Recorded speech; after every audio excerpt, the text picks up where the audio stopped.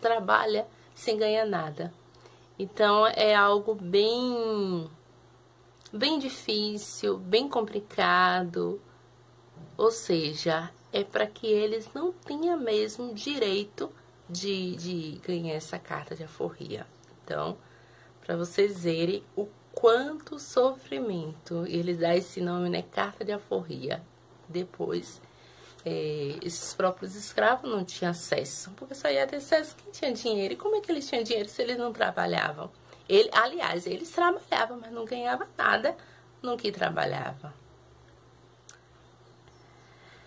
As cartas de alforria podiam ser cedidas pelos senhores ou os escravos, como a Pro acabou de falar, ou podia ser comprada.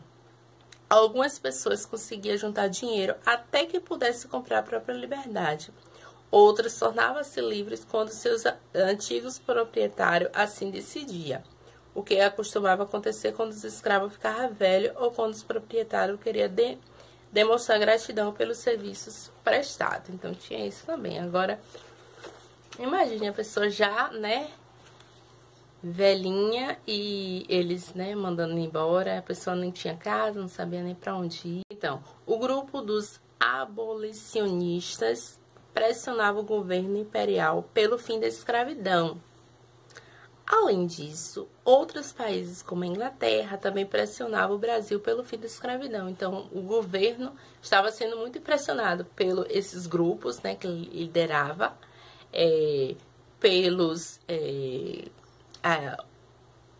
a Inglaterra também. Então, pelo fim da escravidão, eles desejavam, pois vendia seus produtos no país e desejava que mais pessoas tivessem dinheiro para comprar. Então, por isso que eles pressionavam, eles queriam ter que mais pessoas que tivessem acesso para comprar esses produtos. Então, às vezes, um querer dessas pessoas, desses ingleses, ele tinha por trás um desejo econômico, né, de ganhar. Com o objetivo de diminuir as expressões, o governo imperial passou a aprovar leis que combatiam a exploração do trabalho escravo. Então, aqui a Pro vai mostrar para vocês essas 3 leis e o nome, né? Então, 1850, Lei Eusébio de Queiroz, que proibia o transporte de pessoas da África para o Brasil como escravos no Brasil. Em 1871, que foi a Lei do Ventre, ou Lei do Ventre Livre, tornava livre os filhos de escravo nascidos a partir daquela data. Então, se os filhos nascessem em 1871, eles eram livres, não era mais escravo, viu, a partir dessa data. Em 1885 veio a Lei dos Sexagenários. Essa lei é uma lei que, na verdade, está até relacionada com o que eu falei aqui em cima, né? Que alguns que ficassem idosos, né, estavam livres. Então, realmente, essa lei, assim, tornava livres os escravos que completassem 60 anos de idade. Então, completou 60 anos de idade, era escravo. Então, vamos lembrar as 3 leis. A primeira é a Lei Eusébio de Queiroz, que era aquela que proibia, né, naquele ano de 1805, a partir daquele ano de 1850, que não poderia trazer nenhum escravo da África, do continente africano, para o país do Brasil. Em 1871, tem a Lei do Ventre Livre, ou seja, todas as crianças que nascerem a partir daquele ano de 1871 eram livres, não eram mais escravos. E a Lei dos Sexagenários, em 1885, que torna livre todas as pessoas que completassem 60 anos de idade, não era mais escravo. Aprender essas 3 leis vai cair na prova, viu? Vamos lá. Apesar de representarem avanços na luta contra a escravidão, essas leis ainda permitiam o comércio de pessoas. Então, tinha lei, como sempre, existe a lei, muitas vezes, as pessoas fecham os olhos e não cumprem com a lei. Então, a Lei de Eusébio de Queiroz, por exemplo, proibia a compra de escravo na África. Então, essa foi a primeira lei, não pode. mas impediu o comércio deles entre diferentes regiões do Brasil. Então, às vezes, aqui no Brasil tá acontecendo, tá tendo uma venda aqui da província, né, que era conhecido como província, a província do Brasil com a província de São Paulo. Então, tá tendo ainda esse movimento de escravidão aqui no Brasil. O desejo dos escravos, então, finalmente acontece o desejo dos escravos, dos abolicionistas, acontece o desejo dele, realmente o desejo deles são atendidos em 13 de maio de 1888, quando a princesa Isabel, filha de Dom Pedro II, assinou a Lei Áurea, que tornou livre todos os escravos. Então, ela assinou e tornou todos livres. Não era quem nasceu era livre, quem completava 60 anos era livre, não poderia vir mais escravos, o Brasil comprar escravo da África. Não era isso. Tornou-se livre todas as pessoas que eram escravas. A libertação dos escravos não foi acompanhada de nenhuma reparação. Ou seja, não teve uma reparação. Eles foram livres, vão para onde? Tem terra, tem casa? Então, não teve nenhuma reparação.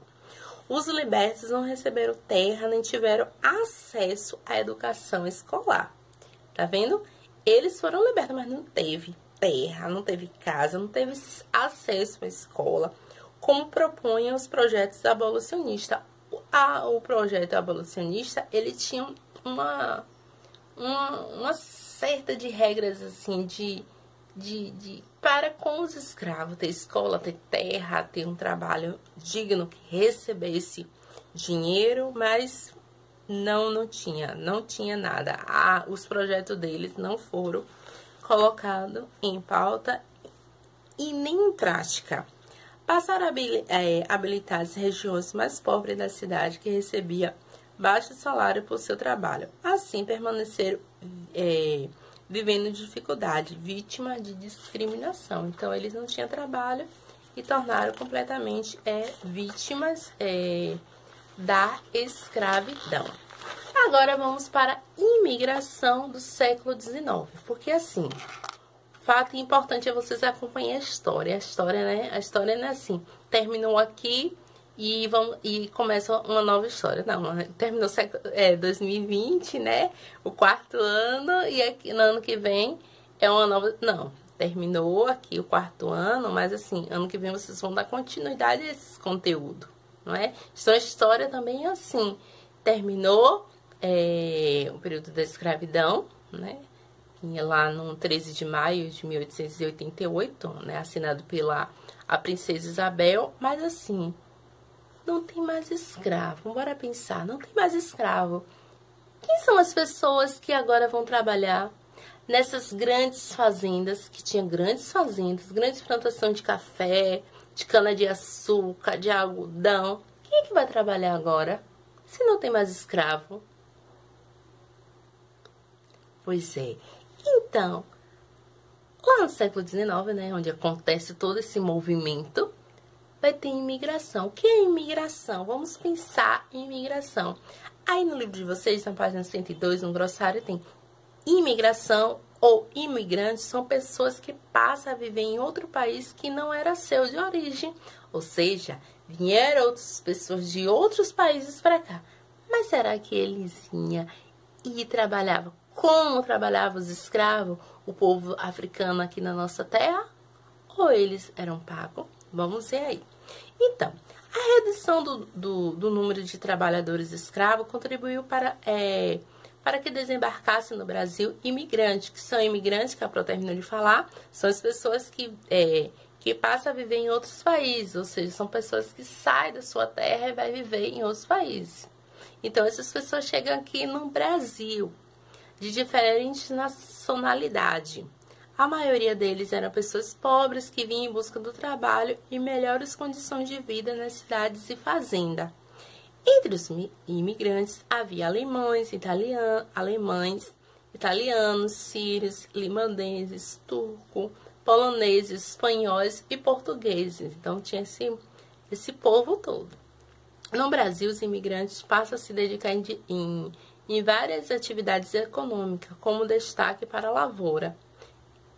lavoura em café, na lavoura cafeeira em São Paulo, onde havia maior necessidade de mão de obra.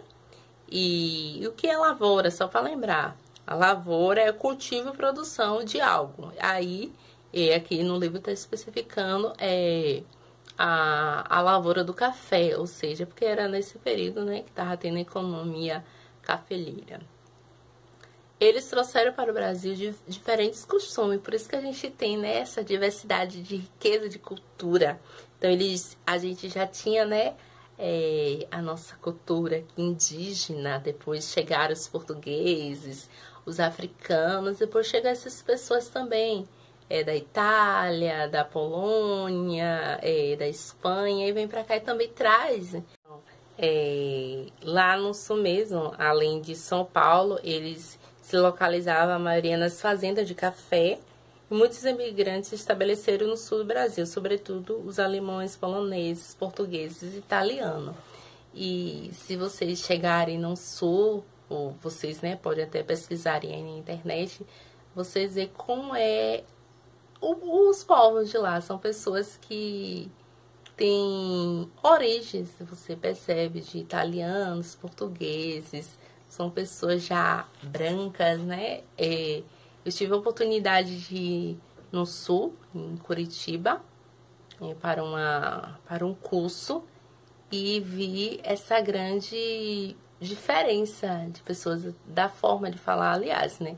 A forma de falar, a gente vê essa diferença de estado para o outro, até mesmo entre cidades, né, daqui da Bahia. Mas lá a gente vê uma diferença muito grande. Por quê?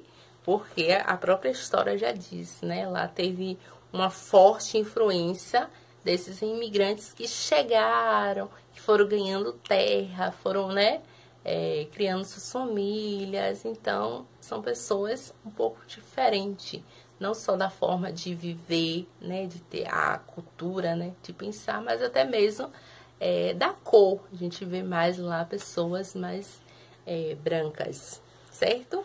Então, meus alunos, depois vocês têm essa atividade para fazer. E aqui na página 105 tem que fala assim, a integração dos negros na sociedade brasileira. E a Pro quer deixar para falar com vocês isso aqui na sexta-feira, quando eu for falar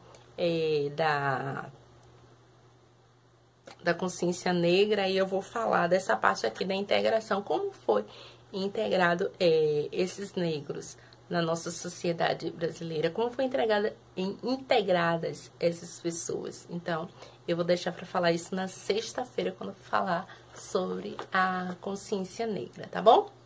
Beijo para vocês e até amanhã, ou até às 10. Tchau, tchau!